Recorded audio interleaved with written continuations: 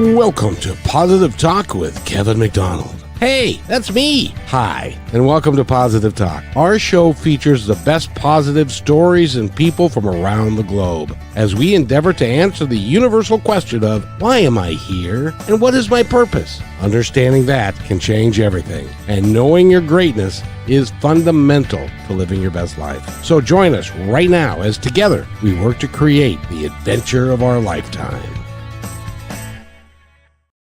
And welcome to the show, everybody. My name is Kevin McDonald, and Rochelle is in over there, and we've got a great guest for you today. And he's an author. He is the son of a gynecologist, I think, and he is also a retired radiologist, and he has had a little bit of a health challenge, but he's recovering from his health challenge, and he's written a book about his dad and the experiences that his dad had growing up in Hungary during World War II. And Doctor, it's a pleasure having you here. And Dr. Robert J. Wolf, M.D. Doctor, do they say when you're an MD, but you're retired? Do they say that now? They call me Doc Rob, but you can call me Rob if you'd like. Just don't call me late for dinner. That's all. That's it. But pleasure being here too. Thank you for having me. Well, and I know that the book you have written is a labor of love because it is involving your dad and his story. And also the interesting thing about that is that it's not a very well-known story here in the West of what happened during, we talk about the Holocaust during World War II and shortly thereafter with Russia and all the things that happened in that part of the world. But most of that involves, the concentration camps and Germany proper and stuff. But there were other countries that were adjacent to that area that also suffered a great deal, and Hungary being one of them. Would that be correct, sir? That is correct. So they suffered not only Nazi Hungary, but communist Hungary. And we cover that in the story too. We cover the history of Hungary, the little known history from the end of World War I to the end of the Hungarian Revolution in 1956. So we're talking 40, we'll call it 40 years. But we talk about my dad's childhood and how things were good and how good things were for the Jews back in the 1890s and pre-World War I. But Hungary never got a break as the rise of fascism occurred in the early to mid 30s, and then just it got worse and worse. And no, it's amazing how my parents survived it. And amazing also how many people died in world, not only the 6 million Jewish people, but 50 to 60 million people in World War II. So I've also learned a lot on this journey. Pets, women, slave laborers, people that had to suffer through communism and before that through the Nazis in other countries. My specialty, I'm not a historian, I am now, I guess, but it's the little corner of Hungary, how my dad lived through it, how he saw it, and how he tied it into history. And it's certainly an adventure because my dad was a 4-time escape artist. And if you want details on that, we can talk about it. And 20 miracles in the book. It's unbelievable. And that was my motivation for producing it and getting it out there. In our first talk, one of the things that we chatted about was something happened after the Nazis were defeated by Russia. And then Russia made a decision that they wanted to, in essence, starve people. And can you talk about that? Well, I'm not sure about the details of that, but I can tell you where the Hungarian Jews ended up. There were about 800,000 Hungarian Jews prior to World War II. They meticulously and systematically killed a huge percentage of them, over 550,000. My dad was helpful because as a kid, he was 21, 22 years old, and they hauled him off to forced labor camp. So it was a slave labor camp for young men. Apparently women too, separately, but it's just some new things that I've learned about. My dad didn't talk much about it. So he was useful, and so he was in forced labor camp almost to the end of the war, from 1943 in October till the late spring, midsummer. After about the time he escaped. I mean, he escaped twice from forced labor camps and was either hiding or on the run. Only 5% of slave laborers survived, which is remarkable that my dad made it on those odds. And the ones that did were treated as prisoners of war. They were put into POW camps. The other Hungarian Jews, seemingly starving and undereducated at this point, were assigned to factories and farms. They actually didn't know what to do with the Jewish people at the time. So, and it took a long time for my dad to get him into medical school, even though he was smart enough. But so many people died in World War II that there was a quota of up to 10% of medical students could be Jewish. And my dad fit right in there and ended up going to medical school. And out of the 20 miracles in the book, that was one, is how he actually got in, even though he was qualified. So the luck on him is it's unreal. It's remarkable. So starving, malnutrition, other pestilence, they were a huge part of the war. And I'm sure the Soviets were in no hurry other than to clean up the place. But that territorialism, as you said, was pervasive. They were in a lot of countries: Poland, Czechoslovakia at the time, Romania, Hungary, of course, Russia itself, and I think Ukraine too. I'm not sure, but it may be the case. I believe so. Yep. And other countries as well. Some of the smaller countries that not a lot of people talk about. So, but you hit the nail on the head. Not a lot of people know about Hungary, and there was a lot of suffering and pestilence, starvation, malnutrition. How about gangrene, body lice, a foot infection, food poisoning, spine injuries, beatings, trauma, getting shot at while unarmed by Russian planes during World War II, on and on. The suffering was, so we read about Auschwitz and Bergen-Belsen and all these horrible places where people are trapped and they're either killed immediately or there for who knows how long, suffering. But my dad and his friends and colleagues suffered in their own way with slave labor for months at a time. Did he ever think of how lucky he was to be one of the 5% that survived and then ended up as an MD and a gynecologist and having kids and a family? And did he reflect on that at all? Maybe not as much as he should have, but I sure am. I mean, I'm lucky to be here. I mean, my dad was lucky to make it. It's amazing when you think about all those numbers. I don't think he ever had time to sit back and just kind of look. I mean, he documented what happened to him, and he wrote his stories in the 70s, which I turned autobiography into biography. And you can tell by the way the stories were written that they were very clear and crisp. They were written like they happened the previous day. Very well done. And we had to edit it, of course, many times, at least 20 edits before we had the final product. But yeah, the appreciation was there. But more important, the lessons. I think he really wanted to share the story with me so that I would share it.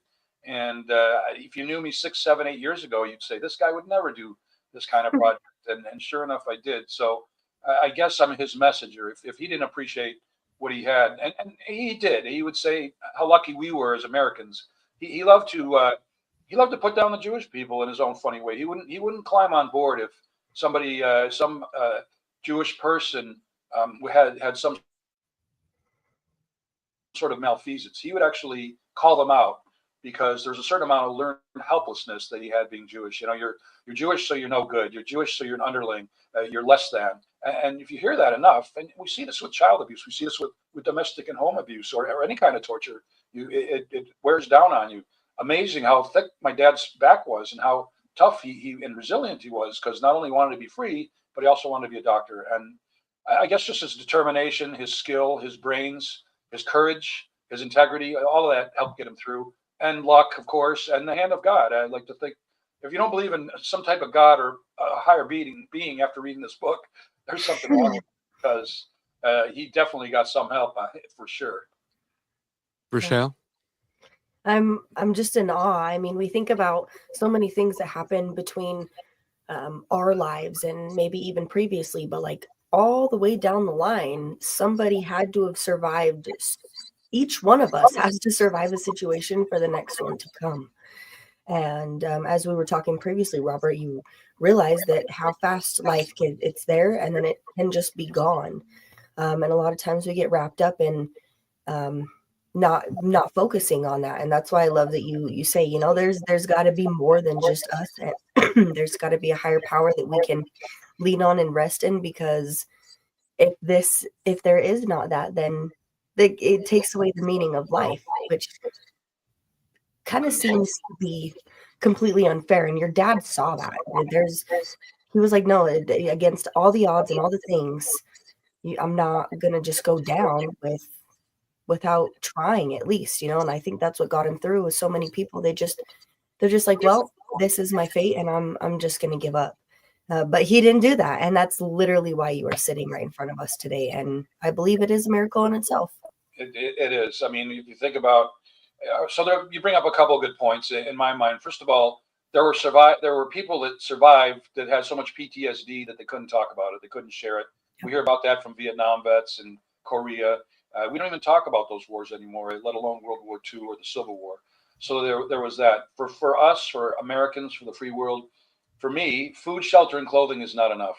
A little religion never really hurt anybody. Give back to the community, volunteer, spend time with your family, change vectors, write a book, write a play, whatever. Do something different. Don't sit back and complain. Don't protest. Don't bitch and whine. Do something else to help your neighbor, to help a friend. Give back to the community. The other thing is that, ironically, let's say the United States rescued Hungary instead of the Soviets. The United States occupied Hungary. Well, hopefully, it would have been temporary. I mean, in the Middle East lately, not so much, unfortunately. But even if it weren't temporary, I don't think I'd have been here. I think my mom and dad loved Mother Hungary, and I don't think they would have emigrated if things were different, if they were under a democracy rather than a communist regime. So, because they had enough. And so that's another irony. I wouldn't be here. I probably wouldn't have done the book. And if I was lucky, I got into med school in Hungary somewhere and would have been a Hungarian native. So it's amazing how changes by one or two people or 100 guys can affect your life. Never mind my own parents and what they had to do. But it's complex, but it's awe-inspiring, and it's really motivating. It really, and everybody has a story in them. That's another thing. Everybody has a book, whether it's about your parents, your uncle, your kids, yourself. Everybody's got a story, and I implore you to share it. And the other thing is, the people that didn't survive, that died, let's say, a week or a day before they were rescued, before Auschwitz was liberated, or before the forced laborers were set free, those people had stories too, and they never got to get them out. So the irony of that as well is, so people couldn't do the stories. They weren't willing to do the stories, or they were willing to go all out and share the stories while educating people in the free world what can go awry if we're not careful. Very true. And thank you for bringing light to it in a positive situation. Hey, look at all of this that one person went through, and look what he made out of it. Look what he became. And that's why we're here. That's why positive talk is what it is, because we all go through those things. We have those things. And it's like, who are you going to let defeat you enough to tell you who you can and can't be? Because really, you can do whatever you want, which is also terrifying.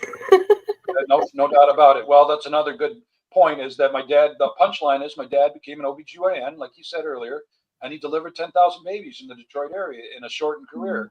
And that's redemption. I mean, that's a form. It doesn't bring back the 6 million. It doesn't bring back the 50 or 60 million and the countless people tortured and killed under the communist regime, but it does bring back life to this world. And my dad loved his work, never had burnout, and he would have practiced till he died. Yeah, so It's beautiful.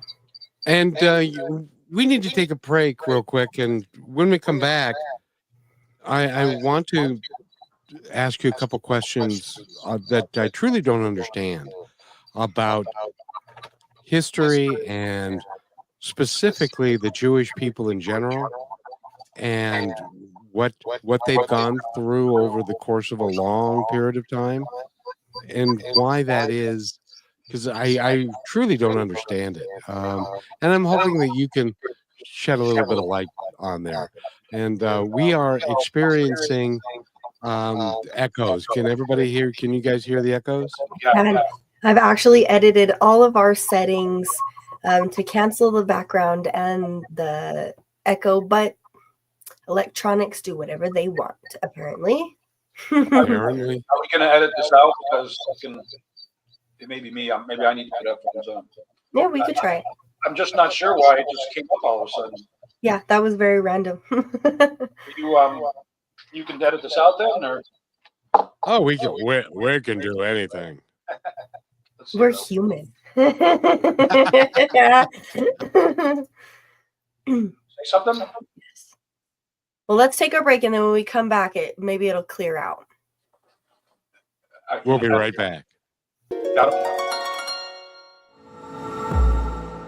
You became a real estate agent for freedom, success, and real momentum. So why are you still stuck waiting for closings to save you? I'm Ophir Adar, founder of Real Momentum, and I help agents like you become seven-figure earners. My first client that I coached, brand new agent, made $250,000 back in 2006. What's the secret? You feed your white wolf. That's the part of you that's bold and unstoppable and a closer and able to build rapport quickly. So click Get Listings at Real Momentum and let's unleash your real estate potential.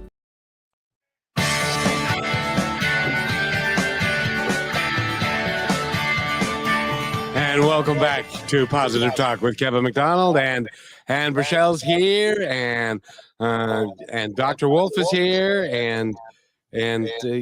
so Doctor, I want to make sure that this is appropriate for us to talk about, because I truly don't understand, and if you can help me understand why there is the issues that there are around race and different folks. I mean, I truly don't understand it. As a matter of fact, if you were to line 5 people up and say,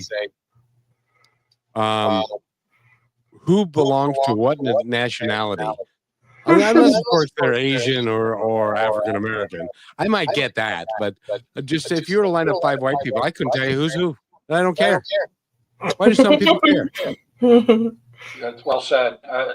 I'm not sure why we're even having this discussion. I mean, I do know why, but we shouldn't have to. I mean, we're God's people. We're one race. We're a human race. We're not multiple races and multiple, even though we're from different backgrounds. I think that, and I just don't understand it. In medicine, we're taught to enjoy the beauty of the cell, the beauty of the anatomy, the beauty of how the body works, and not just in humans, not only in humans, but other animals.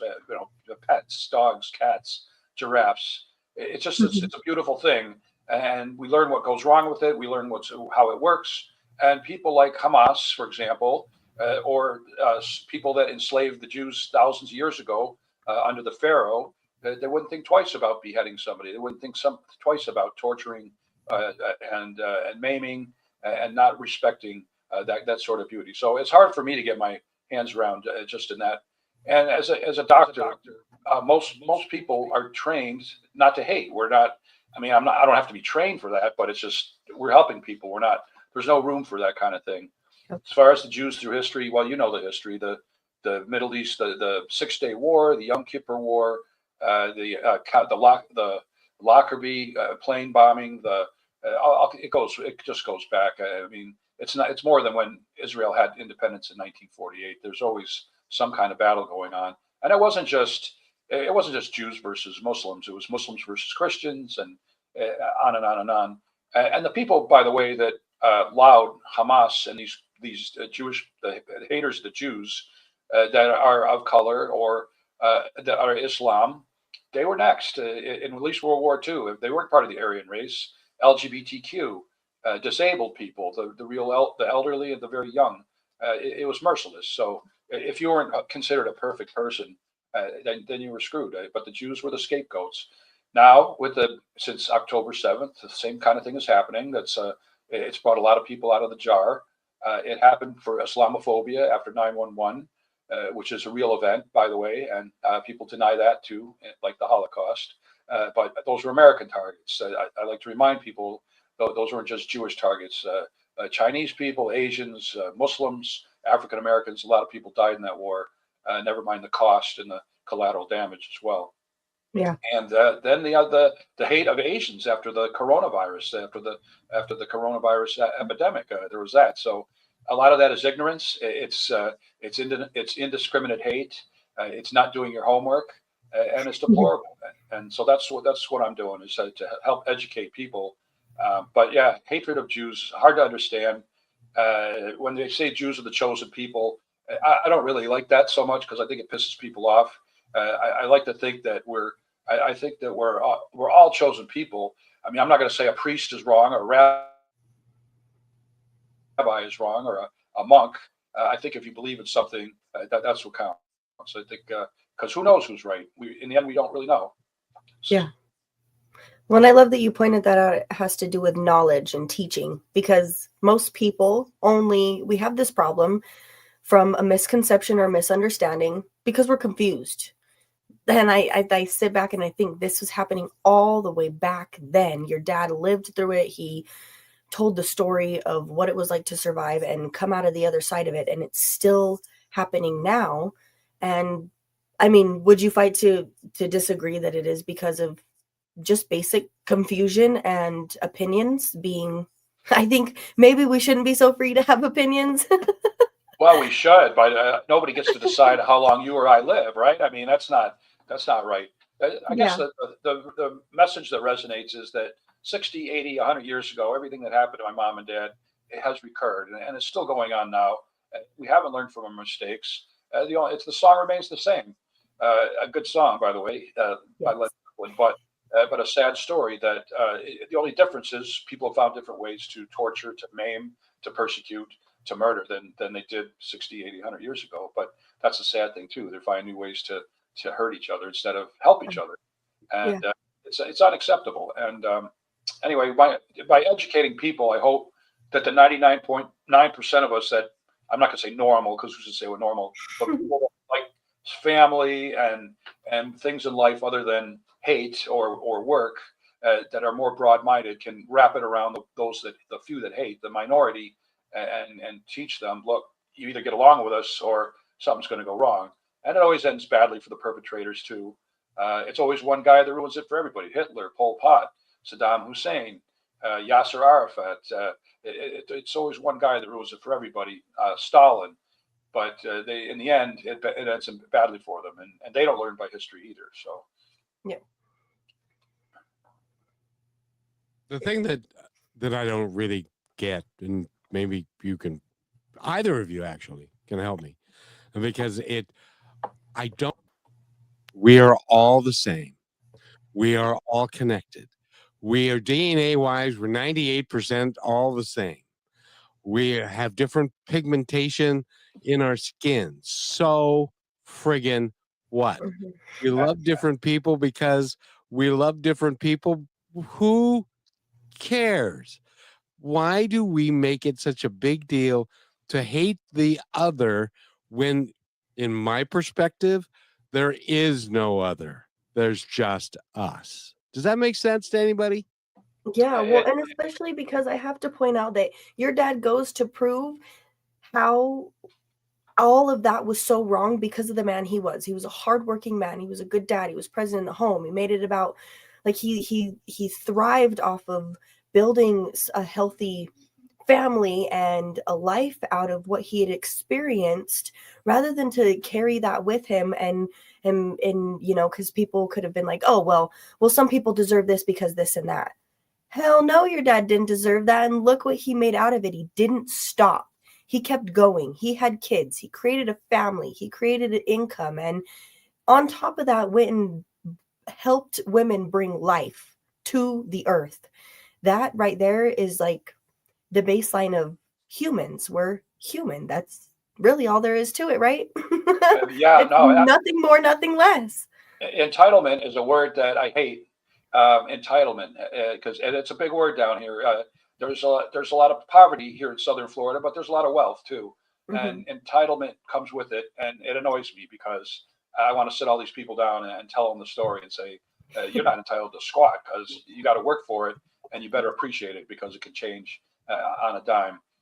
To your point, Kevin, we all have melanin. I mean, skin color is skin color. We all have I hate, people of color. I hate that expression, or whites versus blacks. I hate that expression because we all have. It's a continuum of melanin. It's just how much melanin that we have on our skin, on our body. So it's just a normal variant. It's not right or wrong. So yeah, we are people, and we should think that way. But we all have a little white in us, a little black in us, and I'm just talking about the color of our skin. I'm not talking about our personalities or our background. Although I got to say, I've got a lot of heroes that are African American, comedians, athletes, musicians, and Jewish too, and Asian, and say Herbie Hancock, who's Buddhist. Doesn't matter where they come from. They're entertaining people. They're making people happy, and I guess that's what my dad tried to do too, is to keep people happy, while I don't say repressing. I guess just blocking out or moving forward, or just being luckily psychologically strong to do what he had to do. And it's just such a great point. It's just so it's such an honor to be able to talk about it and be impressed by his attitude and what he did. And I hope it rubs off on me. I mean, I can't. Thank God I didn't have to go through the same thing that he did. But we all have to ask ourselves, how could we survive? You read this book and you say, how the hell would I survive this? How would I get through this without going crazy or being depressed or just giving up altogether? I'm not sure how I would do it either. So I'm pretty sure that I just as soon, lay down and go away, and especially if I was hungry all the time. But I just, as far as the melatonin part, we were interviewing, Rochelle and I believe you were with me. We were interviewing someone the other day that is from an island in the South Pacific, and she was saying that because of the color of her skin was too dark, she didn't get some of the opportunities that some of the other people in the same culture had, who had a whiter or a lighter complexion to their skin. And then I got to thinking, we have got suntan parlors and people that are trying to get darker all the time. So it's all is a matter of perspective. And at the end of the day, none of it matters, because we all need to learn how to get along and to be kind to each other, or people are going to continue what history tells us, what your dad, if he were standing here, would tell us, that so many people that he knew passed away early and tragically because of the hatred of other people towards them. It doesn't make any sense. And I think that aren't we to a point now, as we just bomb another country and all that kind of good stuff. But shouldn't we be in a position where we are trying to figure out how to live peacefully amongst each other? More than, I mean, unfortunately, to bomb a nuclear facility that you can't trust these, you can't trust these people. And they would use they sent drones over, they sent planes, they bombed ships, they had all their outliers. So their exported rebellion, I guess they called it, exported revolution. And no, you have to do it. You have to do. I don't think if we didn't fight in World War II, for example, we wouldn't even be speaking English. Probably we'd all be gone. I mean, I love what you said about the tanning beds, because we know how bad the sun is for you, and everyone wants to have that nice, perfect bronze tan. But beauty, to me, there's a lot of beautiful women here in Florida. There's blondes, there's South Americans, there's Haitians, Jamaicans. If you go to Scandinavian, lighter skin, you go to Israel, a nice dark tone.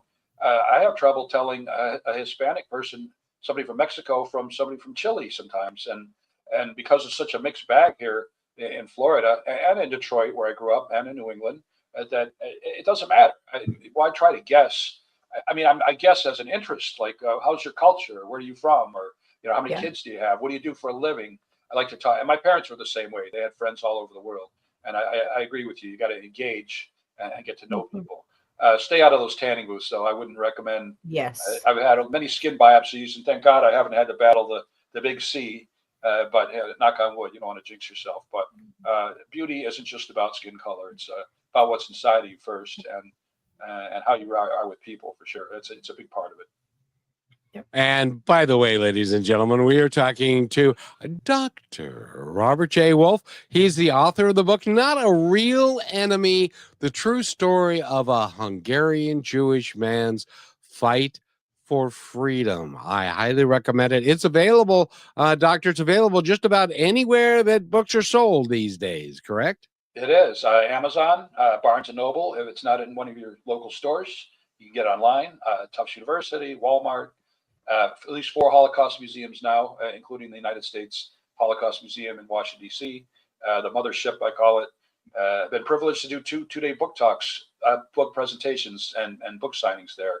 And I would do that every day, educating the kids and the family about genocide and the Holocaust. So, yeah, the book, or you could Google Not a Real Enemy or Google my name, Robert J. Wolf. You'll find it for sure. Absolutely. And by the way, if you have got a mom and pop bookseller in your neighborhood, go there and say, by the way, there's this book by Dr. Wolf, and can you order it for me, please? And by the way, why don't you order several other copies so that there'll be a couple of copies on the shelf, and you can help them, help Robert, and help fight anti-Semitism. And yep. you know, and that's the thing. I mean, and hatred in general, because the people that read the book, including me, it transformed their lives, and I love that. That's even if I only get like one feedback per day, I'd like a little more than that. But slowly but surely, one person at a time. I much agreed. It's a game changer. Yeah. Well, and I know we need to take a break, but that's what I kind of want to touch on when we come back is how that taught you to live differently along writing this book. So. And I also want to mention Rochelle is a little bit younger than we are. And I just want to make sure that everybody gets, I am so encouraged by some of the people, the next generation, because they don't have the biases that other people do. And it's kind of going away. But we'll talk about that a little bit. And my travels driving a bus and listening to girls talk about their favorite boyfriend and we'll be right back. You're listening to Brushwood Media Network, the best in syndicated talk, news, and entertainment shows. As you go about your daily life, look closer. As you gather with family and friends who love and support you, look closer. There are youth right in your community who don't have the home, warmth, and healing you have. So look closer. Every year across America, a staggering 4.2 million youth are homeless or trafficked. And for 50 years, Covenant House has worked relentlessly to keep them safe and protected. Tonight, 2,000 young people will sleep safely in a Covenant House bed. And tomorrow, they will wake up surrounded by love. They get clean clothes, hot meals, medical care, and a safe place to sleep. 24 hours a day, 7 days a week. In sites across America to help them fulfill the great promise of their lives. So look closer at Covenant House. To help or get help, go to covenanthouse.org. And welcome back to Positive Talk with Kevin McDonald. Rochelle's right there. Dr. Wolf is right there. And we're talking about his dad's book. Well, he wrote the autobiography, but you took the autobiography and made a biography out of it. And it's about dad growing up and what he went through. I got to tell you, those people had intestinal fortitude like no other. I think I'd have just curled up in a ball and cried until I went away. But Rochelle, you had a question. Yes, I'm wondering this whole time about major things that maybe shifted for you. And who you are, the way you live your life as you went through writing, rewriting, and sharing the story of your dad. Because you've touched on a few times mentioning about how it's just you're thankful for things and not taking things for granted. So brought that question to my mind. I love the expression intestinal fortitude. I've got to use it more commonly. I think the Sopranos would say brains and balls, but that's it. Yeah. But I don't know how much I can swear on the show. I don't usually swear that much, except on the golf course.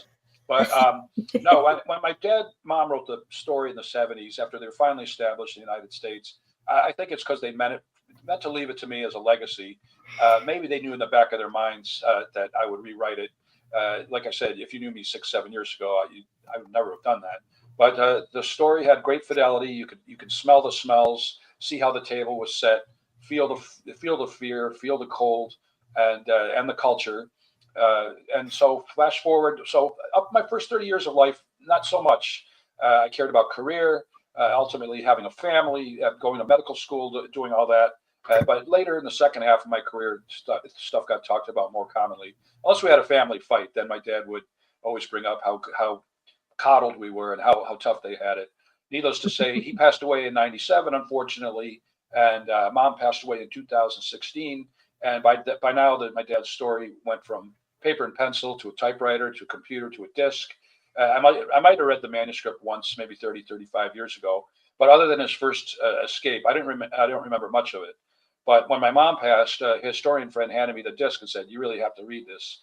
And I didn't think much of it at the time. I took another year to take care of Mom's affairs, and then I retired for a year. And then I went back to work as a radiologist part-time. A friend of mine needed help. So I said, "Can you come work for me part-time?" Well, actually from home, because everything's telemedicine now anyway. Radiologists kind of invented that. But what that did do, I didn't really want to go back to radiology, but I just retired from that after 5 or 6 years. But what it did do is bring me to the book. It brought me to the disc. So as a radiologist, our left screen is the patient list, the queue, and on the right screen we've got the images. And so in between, the left screen was my dad's autobiography, and the right screen was me dictating, turning it into a biography with as much fidelity as I could. The message was clear right away. I said, first of all, oh my God, he's talking about anti-Semitism immediately from when he was just a child, and the lack thereof even. And then just going through it and seeing all these miracles, all these amazing stories.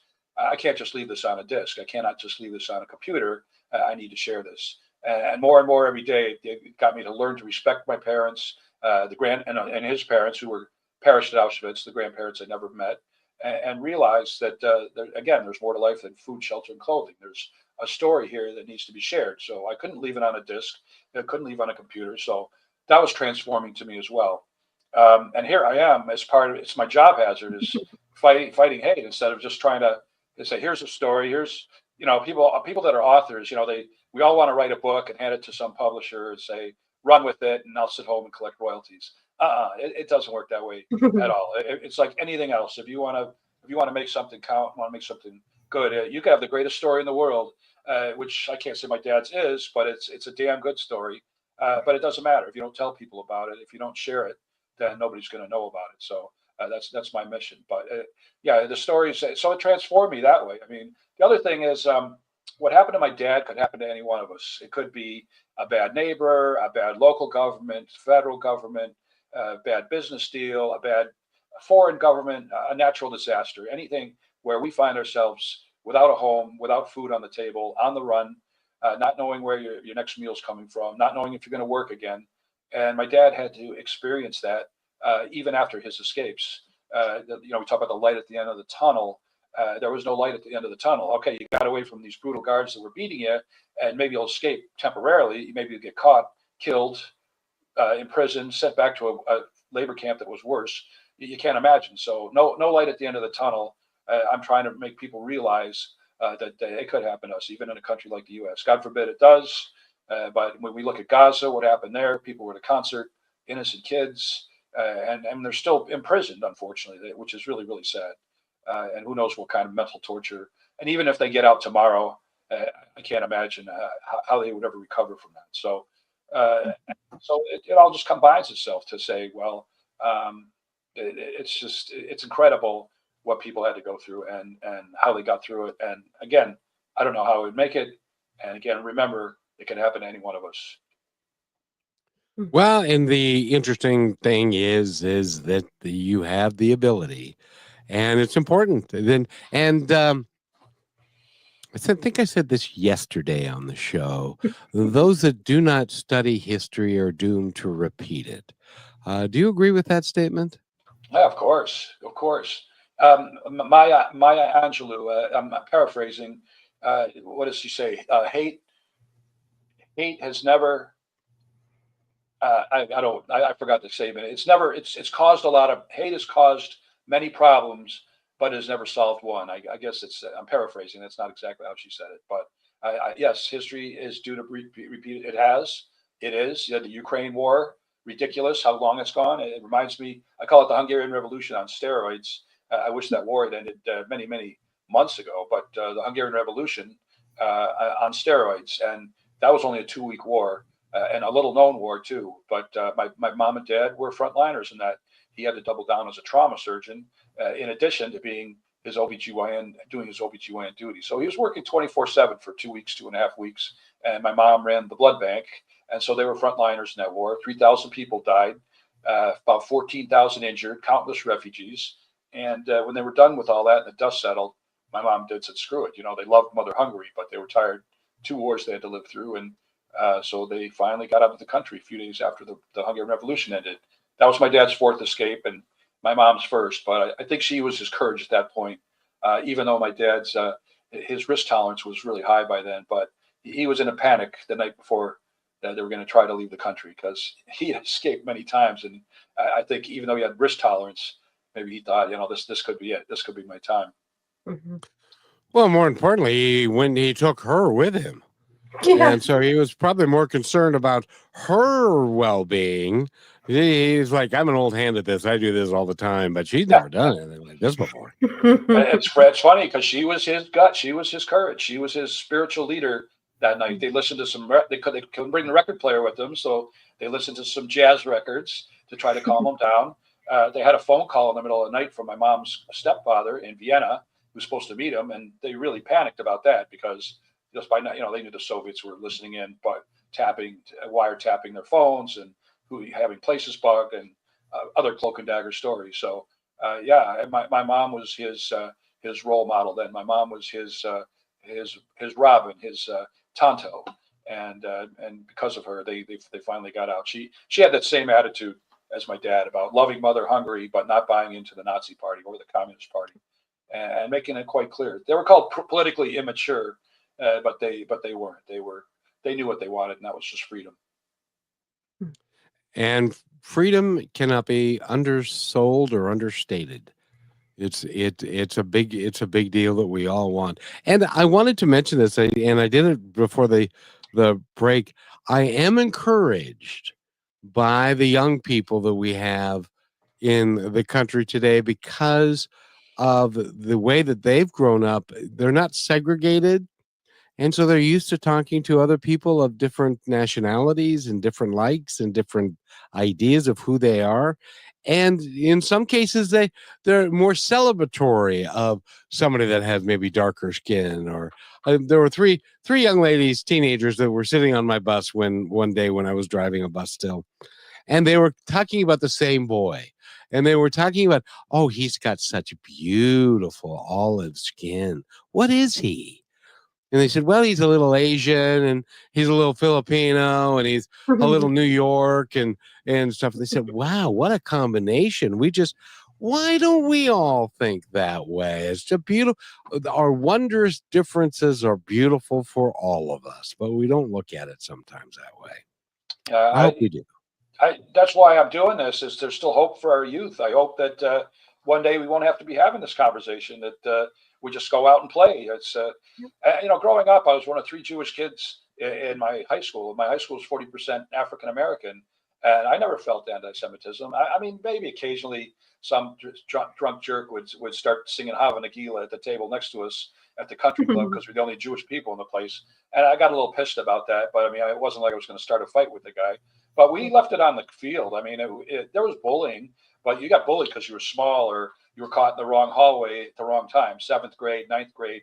But by the time we were seniors, between sports and our academia and where we were heading, there was respect for each other. There was a lot of respect. And if we didn't have a friend, if I didn't befriend everybody in my class and even the class behind me, there's something wrong. That's on me. That's probably not on them. But I never felt that. All the BS, all the trash talking, we left it on the field.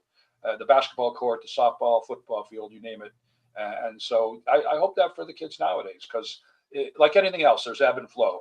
Things get stirred up and things quiet down. Things get stirred up. I hope it quiets down in Canada soon, Australia, Europe. here in the U.S. too, and it will. Our youth has to realize that, and like we said, 99% of us, 99+% of us feel the same way, and that's good. We see all these politically correct commercials now. We see the Tom Brady commercial about hatred. If you haven't seen that, it's a very good commercial. And so I think that overall we're trying to go in the right direction. We will, but there's always that select few that just don't buy into it, and they're raised that way. Education starts at home, so our job is to tell the parents and the kids to teach other kids and other people that this is not right, and what goes around comes around, or people that live in glass houses. All the cliches you can come up with, but they're true. Did you ever see when Muhammad Ali passed away, Billy Crystal gave his eulogy? If you've never seen that, ladies and gentlemen, I really highly encourage that you go look at that, because, of course, Billy Crystal is a Jewish man, and Muhammad Ali is a black Muslim. And so they're talking one day, and Muhammad Ali, who was still fighting at the time, and he said, "I would love for you to come run with me." And he told him the name of the golf course, and he said, "I can't, champ. I can't run there." And the champ said, "Why?" And he said, "Because they don't allow Jewish people into the club." And Muhammad Ali was incensed. He said, "Wait a minute. You're telling me that they let a black Muslim run on the course in the morning, but they won't let a little Jewish guy in? I'm never running there again." And he didn't. That's the kind of action that we all need to take, I think. I'm so glad you mentioned. I love Billy Crystal, by the way, and I love Eddie Murphy. And there's so many. Arsenio Hall. It's such a great point. I mean, the support, the people that are coming out now. David Schwimmer is coming out and doing and talking. Ray Donovan. I can't think of the actor who plays Ray Donovan. He just had this public speech. And I've queried some of these people. I've got Adam Sandler. I just haven't had the chance to reach out to his agent. I would love for Adam Sandler to know about this book. Arnold Schwarzenegger would be another one. He's reached back to his past. The German tough guy. You would think Arnold would be the ultimate neo-Nazi, but but that's stereotyping, right? So there I go, stereotyping. In fact, Germany probably has been better to the Jewish people the last 50 years than any other country, including with all this internal strife within Europe. So it's a mix. I get really disappointed when I hear African-American heroes, Kanye and the kid, the basketball player, also starts with a K. I used to love him, but then these anti-Semitic remarks coming out, and it's like you don't know what you're talking about. And LGBTQ people doing that too, because again, you guys were next, and don't forget it. Don't just and let's look back at the support. People need to follow the people like MLK and Gandhi, Moses, Noah, Jesus, instead of these people that go viral on social media and say the wrong things that stir up hate. Read back into the history. And MLK was good friends with the Jewish people. It was really tight back in all the marches and the segregation. The Jews supported the African Americans big time because they had gone through it too in their own way. But the song remains the same again. So I'd like to see more of that. People that different races becoming one race, and not the Aryan race, a race that cares about people. Case that helps each other out. Exactly. And we have to take our last break, but I'm reminded by the Gospel According to Robin Williams. So he was going to play some clubs in Germany, and they said, "Well, they don't have much of a sense of humor." And he said, "I know, it's because they killed all the funny people." And we'll be right back, so stay right where you are. When the game is on the line, championship teams know the game plan. They communicate and work together to win. We all need a game plan to protect ourselves online. Talk to family and friends so they know how to stay safe too. Create strong passwords, turn on multi-factor authentication, update software, and recognize and report phishing, because online safety is not something you want to fumble. Get more game-winning tips at CISA.gov/secure our world. Then share them with family and friends. And welcome back to Positive Talk with Kevin McDonald. Michelle's with us, although she's had to leave the room temporarily. We are Robert J. Wolf, Dr. Robert J. Wolf is with us. He has written the book, and I highly encourage you to go find it and get it. Not a Real Enemy, the true story of a Hungarian Jewish man's fight for freedom. He escaped 4 times. He became a gynecologist. He helped 10,000. I assume it's about 10,000 women give birth. He was a remarkable human being, and his son is also a remarkable human being because he's written the book. Well, you know, I cover it well. we're all remarkable in our own way, and you helped him get the word out, which, by the way, is the best legacy I can think of.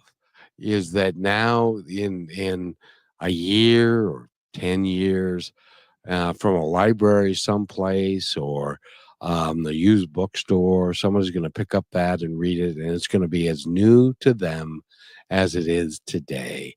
And what a legacy to leave your father. Yeah, I'm glad you said that, because a lot of the stuff comes up and some of it doesn't at different podcasts and interviews and book talks, because we don't have enough time, or which brings up a point. You know, how do you put somebody's life into 400 pages or 70,000, 80,000 words? How do you do that? But we've queried producers. A lot of people that read the book think it should be a movie. I guess myself included, because I can picture myself not only empathizing with my dad, but in the scene as him. And I think people that read this feel the same way. They put themselves in his place, and that's it. It's a legacy. And I'm an only child of only children, so this is what I'm giving back to my parents, their family, the Jewish community, and really the community in general, because of all the messages. So I couldn't be prouder. I couldn't be happier doing this. A labor of love. I don't have to be doing this. I should be chasing, golf balls and bikinis here in Southern Florida, but here I am working on a beautiful sunny day. But on the other hand, meeting people like you, great people like you, has been one of the best parts of this journey, is being able to educate and share and just meet people across the country or the world that we would never have if we didn't have Zoom and podcasts and all the electronics that we do now. That now everything goes viral, and social media, and cops and judges and juries and courtrooms.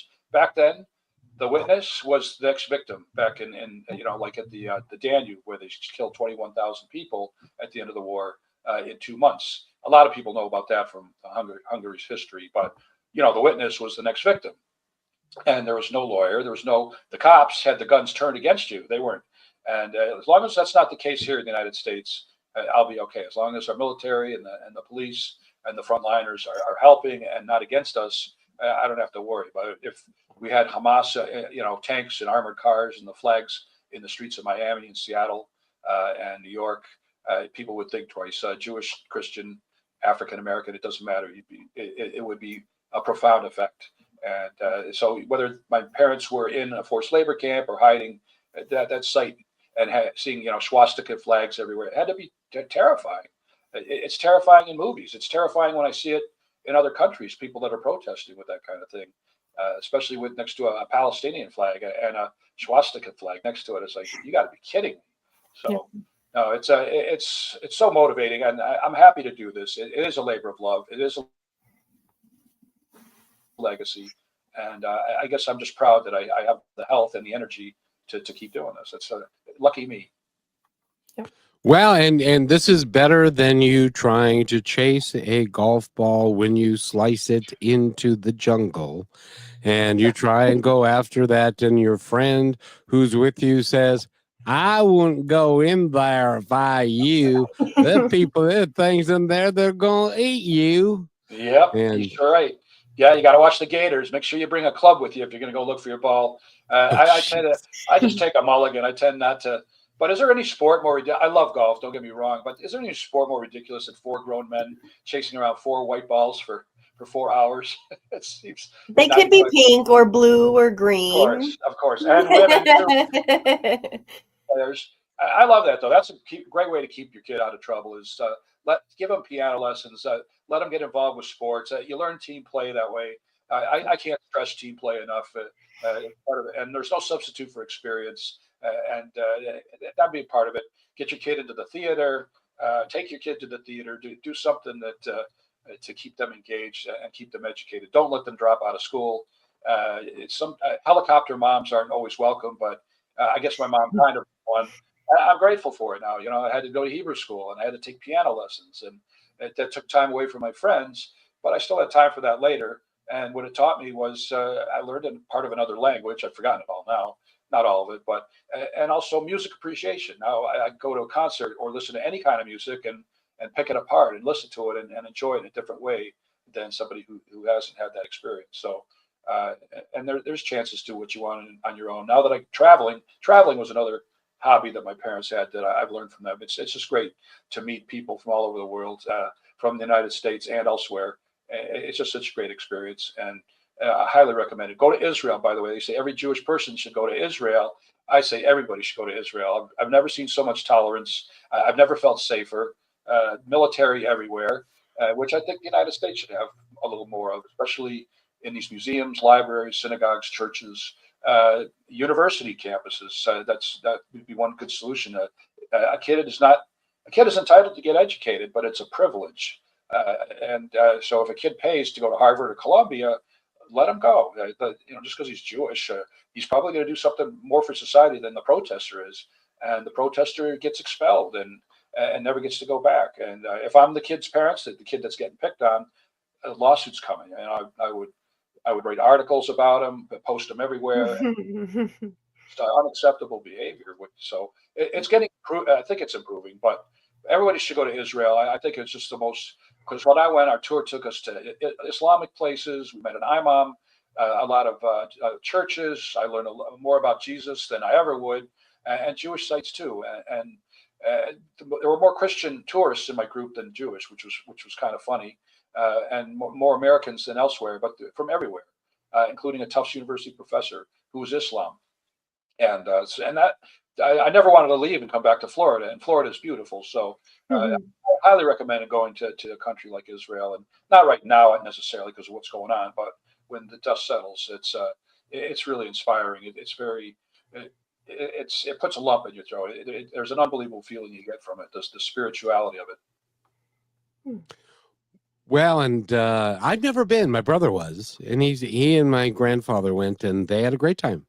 And I think my mom went too. I've never gone because I don't like to sit in an airplane for 14 hours or whatever it is. Yeah, I don't blame you. But if Seattle, yeah, that's quite the trip. Hawaii would be easier for you, but Seattle is definitely on my bucket list, and so is Hawaii, and of course Scandinavia and Spain, one at a time. I don't know if I'm going to make all those, but that's a trip. And also Ireland. I assume Kevin McDonald is. Unless you're the owner of the food chain, you might be of Irish descent, maybe not. But Ireland if you look at me, I've had a Big Mac or two in my day, I miss Big Macs. I love those. Back in high school, we used to have those after swim meets, quarter pounder with cheese, a Big Mac, large fries, chocolate shake, large Coke. Come back the day and do it all over again. It didn't matter. Now I got to watch everything I put into my mouth. But I'd love to play golf in Ireland. I think that would be a great trip too. Bit windy, but I think it would be great fun.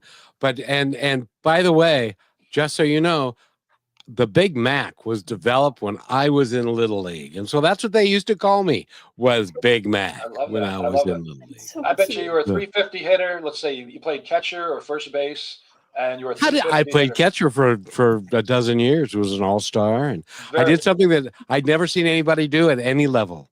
I threw as a catcher, threw two people out on second base in the same inning. Never seen that done before. Oh, that's awesome. So you've got a book right there. See, that's what my claim to fame was when I was at Michigan Med. I got to play basketball with the University of Michigan boys, and they went on to win the NCAA championship the next year. So that was a really cool thing. And then after that, it's been downhill since. No, you're doing fine, young man. You're doing fine. Our guest has been Dr. Robert J. Wolf. Go get the book, which is called, again, not A Real Enemy, the true story of a Hungarian Jewish man's fight for freedom and his life story. and it's available everywhere. And Rochelle, do you have anything else before we go? Nope. Just thank you so much for your time, Robert, and Thank the you. knowledge you're providing. And keep doing what you're doing. I will visit bookstores with my new car and make sure that they all have it. I appreciate that. That makes my day. It's so important. And I hope I get to meet you guys live someday. That would be really Yes. my Someday co-authors we'll all from be your in state. Hawaii. Well, you better hurry. I'm not as young as I used to be. So if you want to. I get you there. Thank you, Doctor, Thanks, guys. and Appreciate have a great day, everybody. Thank you. Thanks for listening to this episode of Positive Talk with Kevin McDonald. Our purpose is to provide everyone with a positive, entertaining, and educational experience. I would love your feedback and comments about the show, including possible topics and great guest suggestions. Please email me at kevin@kmmedia.pro. And remember, be kind to one another because each other's all we've got. That's Kevin at KM.